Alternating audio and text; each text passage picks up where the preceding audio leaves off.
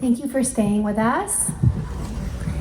אני שמחה להזמין לבמה את דוקטור מרטין אורבך.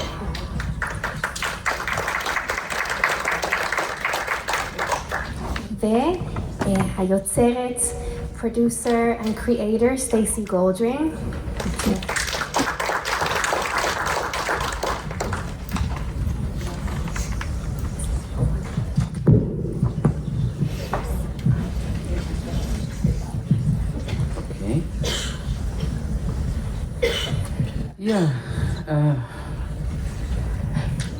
It's good to have you here to see the movie. It's difficult straight on and to start to talk. The talk will be in English, but we will have time for questions later, and if someone wants to talk in Hebrew, we will translate it, and then it will be fine with you, okay?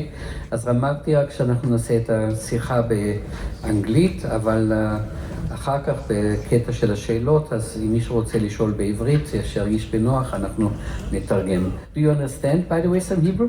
קטן. אני רוצה גלידה. Okay. Okay, so let's start. I don't want to take too much time for the questions, and you already have told about yourself that you're not a second generation of Holocaust survivors, you're a second generation of parents, and they obviously had their own stories. But I wanted you to ask, what was basically the purpose of this, of making this movie? And you said you love to hear stories, and you see when a story is a good story, you recognize it. What do these stories tell us, basically? Well, the origins of these stories took place in a writing workshop that I started back in 2013 for the children of Holocaust survivors. And I never thought about second gen. It never crossed my mind about this upbringing in a survivorship household. As soon as I heard this was like the first or second workshop, as soon as I heard these stories, I recognized that the basic education that I got about history and the Holocaust was not complete, because there was no voice of the second gen. I did not hear any of the generational impact of survivorship. And that's why I knew there was a story here. There were several stories here. And I knew the world needed to know, because, I'm not an idiot. I went to college, and, people should know. So now people are knowing. But what stories do those people that are interviewed tell? Do they tell the story of their parents, or do they tell their own story? It's a very good question, Doctor. In the workshop, I first asked them about their parents' stories. If you ask any second gen to talk about themselves, they're going to talk about their parents' stories. That's why I named my organization Searching for Identity, because when you grow up with this ethos of the darkest period in humankind's history, growing up in the very ether of your household, there's no room for you. So I wanted to learn about these people. It was a very, in Hebrew, very tough nut to crack. I don't know how that would translate, but it wasn't easy. So first, obviously their parents' story is incredibly important, and there are a lot of people doing that. So I took it upon myself to ask every question from every angle that I could of these individuals about their lives, about growing up, what it was like. Y'all were growing up when, people were crazy about the Beatles, and, Sputnik was flying overhead, and, all these things were happening, and yet the Holocaust was still reverberating off the walls, on the food you ate and what you wore. And these were incredible stories about the impact of the banality of evil, to borrow from Hannah Arendt. So I just, so first it was their parents' story. I had to earn their trust.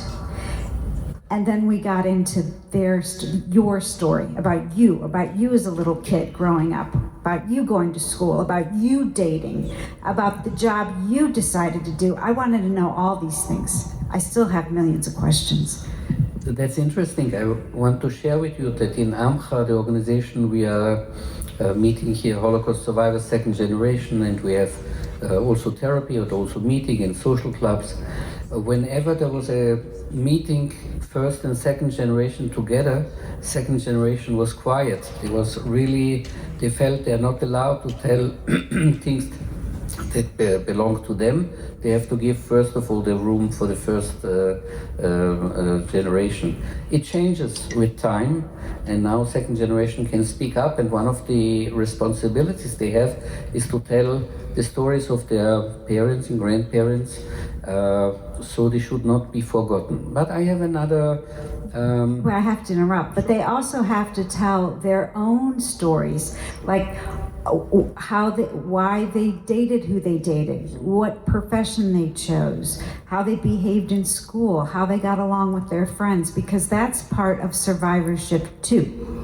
Sure, and there is also a problem with remembering something, and being in a kind of culture of memory and memory and memory, whatever was in the past, and we have to tell it again and again, and not being able to see what's happening in the present or maybe in the future.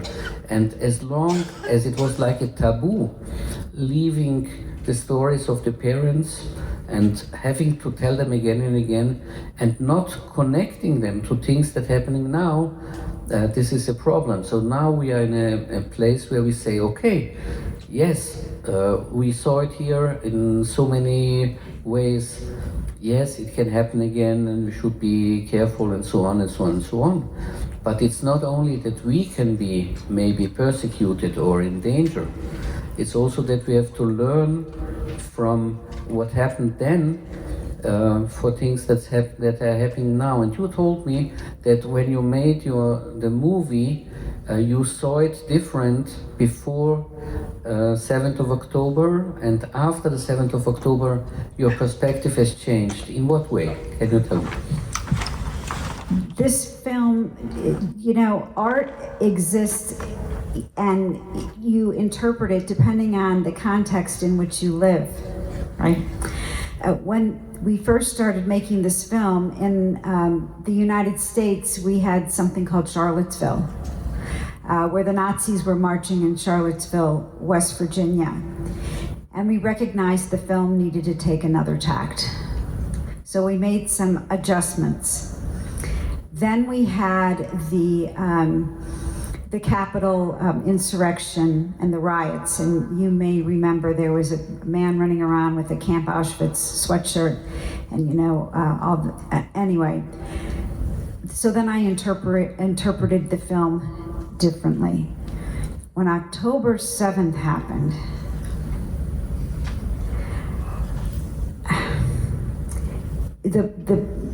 what rise to the surface now, which didn't so much rise to the surface when I was making the film and everything before October 7th, is I thought I was recording history.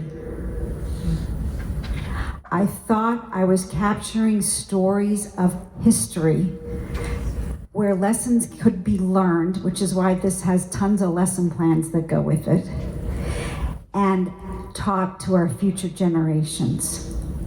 Well, what happened on October 7th was history collided with real life. This is a completely different film than if I would have come here on October 6th. There is no way for us to interpret this film or go back in time and see it for what it was.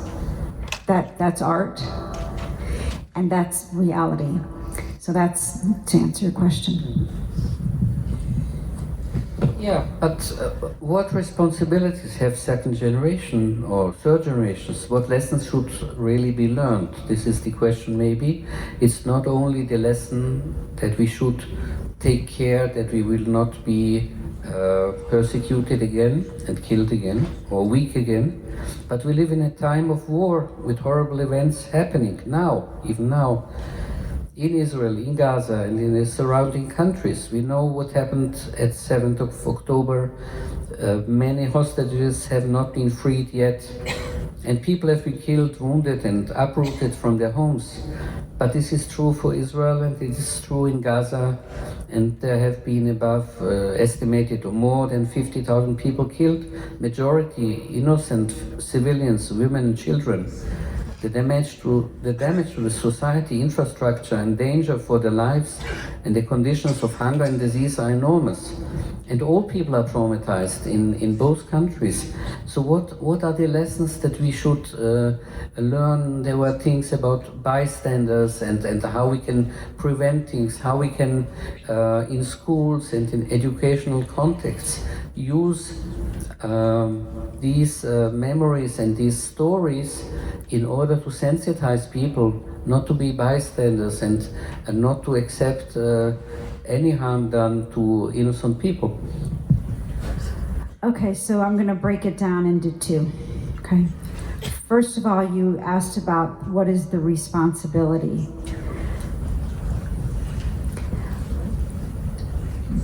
There is no responsibility with the second gen. You can't put this all on them. Okay? That's unfair. Right? We all have a choice. Okay. I'm not Winston Churchill. I don't have all the answers, but I know what you're not allowed to do. Okay? You're not allowed to do nothing. Everyone has a superpower.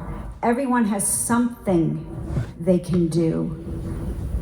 They have to do something. Does a second gen need to tell their parents' story? Does a second gen need to tell something painful and personal as revealed in this film? Not necessarily. These are brave individuals who, when I met all of them, the first words out of their mouths were, "I'm not a writer." "Hello, man, I'm not a writer." And I said, yeah, whatever. But they wrote, okay? And when we made a film, you know, I don't want to sit in front of a camera. It's horrible to sit in front of a camera. There were like 3 or 4 of them and the lights, and it's very uncomfortable. These particular individuals, and if you're a second or third gen or a fourth gen and you came here tonight, maybe you came all the way from Tel Aviv. If you came here tonight, you are brave. I have so much respect. Jill, who's in the audience today, taught me the word for honor in Hebrew. I forget what it is, but it's that. Because these are the individuals who are standing up to face it, to tell it, and to share it.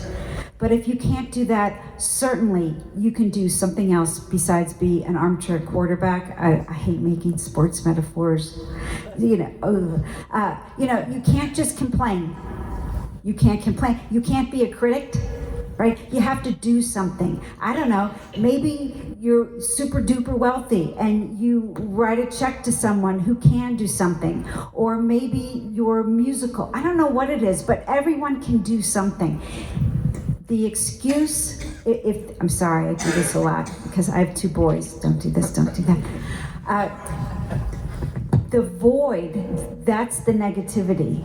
And that void gets filled with either, the enemy, or we end up being our worst enemy because we do nothing. But everyone in here has the power to do something. I can't afford to be a pessimist.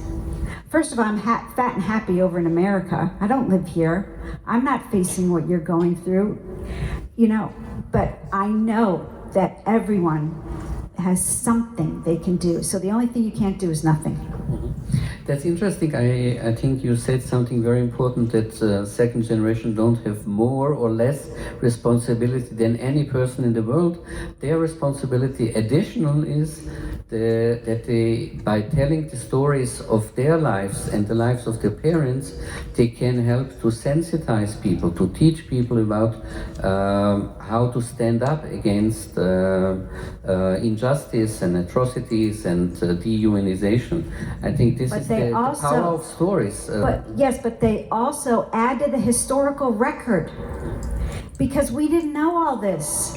And we need to know in order to tell the full story. So yes, that and more. I'll ask a last question, and I really would like to have the audience to ask things, but what lessons also we have learned facing now globally, and also here in this region and country, and also in America, a rising threat to democracy in favor of authoritarian regimes and even fascism and xenophobia. How much can these stories help in schools and in educational context in order to have some impact? Well, they say that educationally, it is best to learn history through personal stories. So by sharing these stories is a way to move forward and bring people together.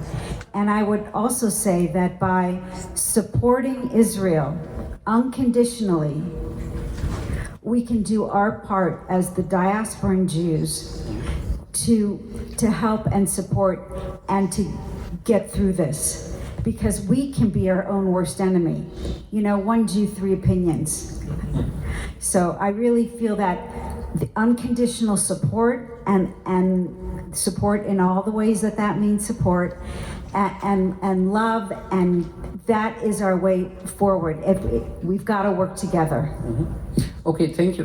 אם אפשר אולי לעשות אור גם באולם, שאנחנו נראה את כולם, זה יהיה מאוד מאוד עוזר. עכשיו, please ask questions. בבקשה. יש מיקרופון לשים מאחורה? כן? לא, אבל יש מיקרופון, אז אפשר לקבל אותו. הגברת שם, בבקשה. היי.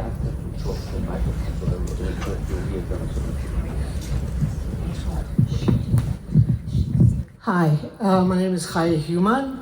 My sister is here. She made Aliyah not long ago. I live in Karnei Sharon in the Shomron for 38 years. And our mother was a survivor of the Holocaust. I think I love what you did with the film. You showed both sides of families that were both survivors and how the family was affected. In our case, our mother was basically saved by her father, who was from Austria, but he pulled her out of that situation where two parents continued the terrible suffering, the feeling of suffering in their lives. So kudos to you, kol hakavod, mamash tov, really great. You, sir, I'm sorry, I do not think that we should allow politics of the world, of what's going on now, and relate it to what was. What was a terrible situation. What's going on in America with Trump, not my business. I mean, it is and it isn't. But I don't think that we can add that to this story. I think it's an insult to what our parents went through. It has nothing to do with it. And really, in kol hakavod lecha, לפי דעתי פשוט חשוב לא נכניס פוליטיקה לעניין הזה. The politics was Hitler and his demented mind. Okay? Give kavod to survivors, to second generation people, and keep politics out of it is not appropriate. Thank you. I just want to respond to that. We are not talking here about politics. We are talking about can lessons be learned from the past that are relevant for nowadays and for the future. And I think this is very important, because otherwise we learn just about the past and we don't give a chance that it should affect the way we live in the world nowadays. It will be a history just told for the books and not for anything else. Another questions? שאלות אחרות? או מישהו רוצה לשאול? כן, אוקיי. Please ask a question and don't make statements. Okay. The gentleman over here, yes. Now he's getting his microphone here. I'll speak Hebrew. אני אדבר בעברית, ואני קורא למישהו, אולי לעמך, לעשות סרט כזה על הדור השני בארץ. אני חושב שיש הבדל די גדול בין אלה שנולדו בארץ, שההורים באו לארץ, חוו מלחמות, הילדים, הדור השני התגייס לצבא והיה במלחמות, זה יהיה שונה, ואני חושב שצריך באמת הרבה יותר להדגיש את הסיפור של הדור השני, את הסיפור של ההורים. לפעמים אנשים, אני למשל לא יודע את הסיפור של אבא שלי, כי הוא לא סיפר, אז אני לא יודע, אבל להדגיש יותר את הסיפור שלנו, איך גדלנו בבית כדור שני, איזה חוויות חווינו, טראומות שהגיעו משם אלינו, אבל לעשות את זה על ישראל, אני חושב שעמך יכולה לקחת על עצמה את זה. I'll translate into English. The gentleman is saying that people who grew up here in Israel, second generation, had maybe different experiences. It's very important to make a movie about what they felt, how they grew up. There are few movies like that. You have the movie Yaakov Gilad and Yuda Poliker and their parents, Biglal HaMilchama Hahi, and you have a very, very good movie documentary of Dina Vardi and Shalom Littman, two therapists from AMCHA, who made workshops with second generation. And there is a movie, it was about 25 years ago, that was shown. I don't remember the name. Do you remember the name, one of you? No? Okay, I'll look it up anyhow. So there are movies like that, but it's a good suggestion. The movie is really, from the American perspective, interesting for us to see, and we have here maybe a little bit different perspective. Yes. You want to respond? So I would like to respond to the gentleman, and also, what you are feeling. When I started my writing workshops, which was the inspiration for the film, I had sorry for the feedback. I had a rule in the workshop, and it was no politics. I don't care about your politics. I care about you and your story. And what I found, why the workshop was successful is because I have been holding up that wall not to let that in for over a decade. And you can imagine, because you see what just happened here, you can imagine how hard that is. Now, I'm not educated like the doctor. I'm a journalist, right? So all I'm interested in is the story. So as strong as you feel about what happened here, I see it through the following lens. I think you need to go home and write about what just happened, because we need to know about how difficult this was 20, 30 years from now, because this too is part of the story, of our story. So sorry you have homework. But I really think it's important, and you know, your sister too. And it was very brave of you to do that, right? I'm standing up for my mother and other survivors. You need to write about it. All right. To the gentleman, I'll make it very quick. I would have loved to interview Israelis and have that perspective, because clearly that's an incredibly special perspective. However, when you make a film, it costs a lot of money. So the funding only went so far. So this is why we have the perspective where it ends. But that's not to say that another film, can't be made. And I get this question often, why can't you do the third gen? Or, the fourth gen? Or someone asked me, why don't you interview the second gen of all the Nazis? And I thought, thank you, but really I'm going to stay in my own lane. But you see, everyone, this is the power of storytelling. This is the power of art. You get like inspired. So Toda Rabba, I appreciate the question, and I appreciate the feeling. Another question? There's still room. Yeah?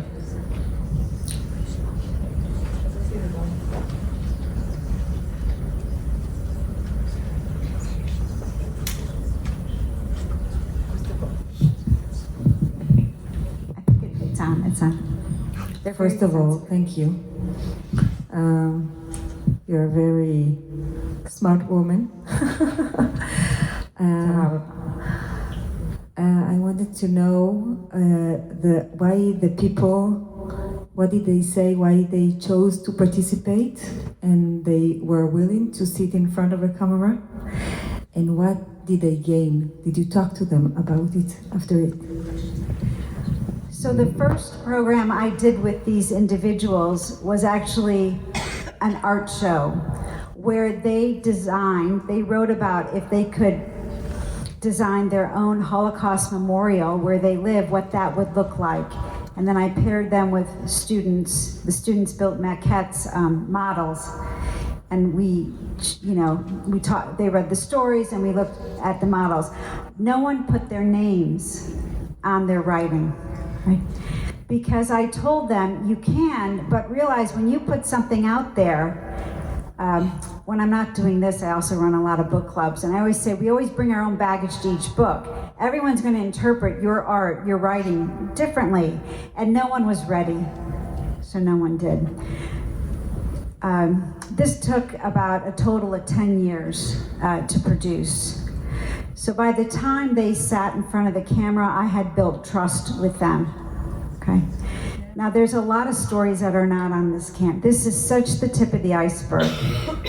And those of you who are second and third gen, I'm sure there's a lot of stories you could relate to or tell, and I'm sure there's just as many you're never going to tell. And it's no different with these individuals. But I think we built up a rapport over the years.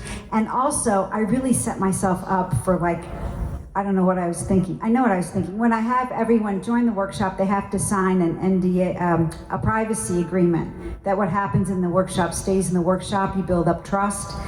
And then I said, I'm gonna make a film and my goal is 6 million views and I want you to, so it took time, right, but we got there. Thank you for the question. Yeah, the lady over there in the middle. In the meanwhile, I want to tell you that we made a research about whether telling stories, your life story, for the first generation, for the survivors, has a therapeutical impact. What did you find? And we found, yes, it is a very strong therapeutic thing. Even at the age of 80 and 90, when you sit down for 20 sessions, consequently one life stage after the other, telling the story, bringing photographs or other memorabilia in, and you tell that and you document that, it really changes your depression and your post-traumatic It has to make you feel good as a therapist. I mean, yes, because it's right. But when you tell one story, then it opens the door to another story and another story. You'll go home tonight, you're gonna think of stories. You can't help it. That's just, I'm not a therapist. That's how the brain works, I'm thinking. Yes, please. Mm-hmm. So I was wondering how, whether in the conversations and the writings that people did, they spoke about their own experience as parents. Yes. So we've been doing this now for many years, so we have covered parenting, how you parent, what decisions you made as a result of growing up in a survivorship family, and the choices you make about parenting. I'm sure you saw the theme also of protecting your parents and also being absolutely perfect and never disappointing your parents. We could go on, right? We could talk all night about those things. But yes, I have a book coming out which is a compilation of essays, and the stories you saw in the film, the complete, because these are all excerpts, will also be included in the book. The title will be Traces Writings of this Second Generation. See, I keep on theme. So traces and traces, because it traces, it's imprints, it goes generation to generation. And the last two questions I would say, yes, because time is proceeding. The gentleman here.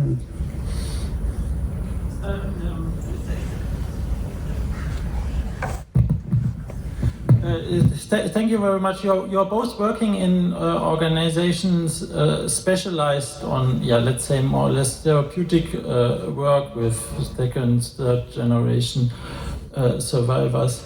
And I wanted to ask you just if you could say something in general how you define the relationship between your work and, let's say, the wider psychotherapeutic psychiatric landscape. Because like I think I guess you also want like the wider psychotherapeutic landscape experience from benefit from your experience, and then there's also like the question, when would you actually advise someone to do to come to such a specialized program, and when should one seek a more general psychotherapist? Yeah, just how you define your work in this wider context. Mine's easy. I'm not a therapist. So, on the landscape is framed and I'm just looking at it. I'm a storyteller. So when someone is ready for something like this, as far as coming to one of my writing workshops, they hear about it from a friend or they see it online. And things happen when they happen. So I can't answer that from such an astute point of view. I will say that because these stories can also provoke a lot of emotion, I also know when I can't handle what's happening in the workshop, and we have a therapist that we refer to so people can get the emotional support that they need. But I know, as a writer, as a filmmaker, I'm not equipped for that. I want that story, and I'm like a dog with a bone, so maybe that's not so helpful sometimes. But then you can have these beautiful results. So, Doctor. I say a few words. First of all, the question, could we learn from therapy with first generation and second generation of Holocaust survivors for other populations? Yes, a lot. The whole treatment of traumatic people has been deeply influenced by the experiences treating Holocaust survivors, treating second generation, or meeting them, or talking with them and listening to them. So it has been really very, very important and fruitful also for other people, like Rwanda and all wars and natural catastrophes. AMCHA is part of the Israeli Trauma Coalition, where we treated people also in Israel with all traumatic contexts. Now around with the war that's happening here, but also for many, many years, and also going abroad and helping there in Ukraine and in other countries. So this is one thing. But the other thing is, when someone wants to go to therapy, he or she starts from the place, from the situation where he or she feels now a problem or a difficulty or kind of suffering. And you talk about the present, and you go back to the past and to the life story in order to understand the present. You don't start because you want to tell your story from the beginning. You start where you are now, but very soon the connections become clear. And this is so interesting, because I'll tell you why. Because I'm going to do a writing workshop in the fall about identity post October 7th, right, in America. So, because there are, Jews all over the world are affected, even though I have a friend who's an academic who thinks that's absolutely ridiculous. There are people they're really wrestling. And I think that came out when you were talking with the second gen, with the beautiful beret in the back. Because, what do we do with all this? So I'm not a therapist, so I'm not gonna go back to the past. I'm gonna be asking questions like, where were you on October 7th? What did you feel? Did you call your friends? What did you think about the Holocaust? Do you like to compare? Like, I have so many questions, and I'm not gonna be therapeutic. I hope, oh my God, I wonder what. Anyway, I have to do it because we need to get the story down, because this is part of our history too, right? So that's my job. just to tell you another thing, that in the last years we have done workshops with second generation, not only of Holocaust survivors, also of Sinti and Roma, which is gypsies, and people who are descendants of people who were in psychiatric facilities who were killed in the war, in the Second World War by the Nazis. So, and we made workshops by comics, studying how to draw comics and to present a story by comics, and it was really very strong. We did 2 of these workshops in Berlin, in Germany, and 2 of them now in Israel, in AMCHA, in Tel Aviv, and in Beersheba. And it's not therapy. It's trying to express something by words, but also by drawing and by different means. And that's very, very strong and important for people. It doesn't have to be therapy in order to express something very deep and important and to connect to things. The last question was over there. Who wanted? Quickly, okay.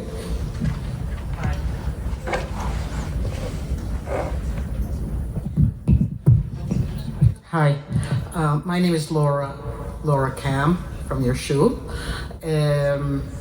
I actually wrote a piece in the Jerusalem Post today about being a second generation and what's happening today. So if you have the Jerusalem Post, you can read it.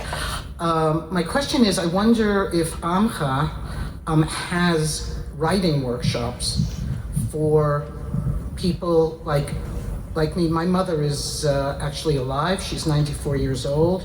She does talk constantly about politics, actually, and what's happening today is reminding her of, the 1930s, and she keeps saying it every time we speak. So I do think that it's hard for some of us, at least, to get away from the politics of what's happening today, and it's there. Some of the stories in my family, they're so fantastical, almost. All of us, I think, who have parents who survived the Holocaust. What they went through is just like unbelievable. And it's hard to know how to even start really writing about it. And so I'm wondering, if AMCHA is an address for that. Yeah, very short answer. Yes, of course. There are writing groups, and there are people writing their life story, but also writing poetry or in all kind of things in groups. It's very, very stimulating, because you read what others have written, then you start by yourself to write, and you can read it to others, and then we have published booklets, and some have started in some workshops like that, and really published also books about the life story. So yes, the answer is yes, also in Jerusalem and in 15 other centers around Israel. So yes, tell her to come there. No, me. You want to come there? I'm there, no problem. So Searching for Identity has, we have our last session next month, and we break for the summer, but we offer online workshops, and in the fall we're going to be starting a self-paced guide, because you asked a huge question. Well, you had a huge statement, I'm sorry. You don't know where to start. It's overwhelming. So through our workshop process, it kind of guides you along the way. And see, it is really hard, because she's a writer for the Jerusalem Post, and she doesn't know where to start. So that makes it all more amazing that these people were able to do this. So kudos to you for getting started. It's much easier to talk and write about other things, isn't it?